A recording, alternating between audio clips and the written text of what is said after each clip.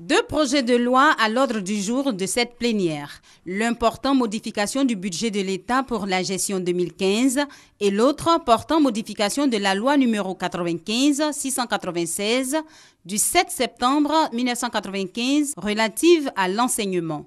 Sous la conduite de la vice-présidente de l'Assemblée nationale, Sarah Sako Fadiga, ces lois ont été à l'unanimité votées au cours d'une session extraordinaire.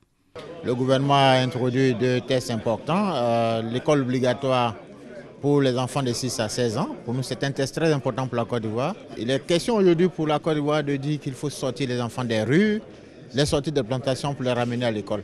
L'école obligatoire, c'était une nécessité. On l'a proposé, on l'a fait. Vous vous rendez compte des enfants qui manquent de chance par l'erreur des parents ou des tuteurs pour ne pas aller à l'école. Et Dieu seul sait ce qui deviendrait demain.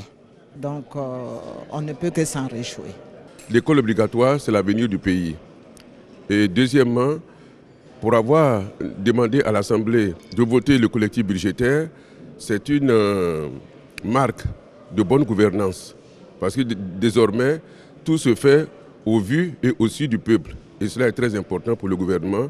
Nous donnons maintenant plein pouvoir à l'exécutif de mettre en œuvre ce grand projet qui va permettre aux enfants de ce pays d'accéder à l'éducation de façon obligatoire et impliquant l'État ainsi que les parents.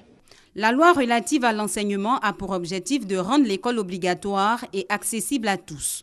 En ce qui concerne le second projet, les députés ont revu à la hausse le budget de l'État.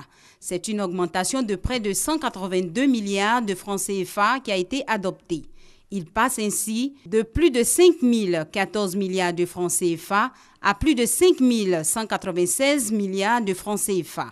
Le vote de ces deux projets de loi ce jeudi vient clore ainsi la troisième session extraordinaire de l'année 2015.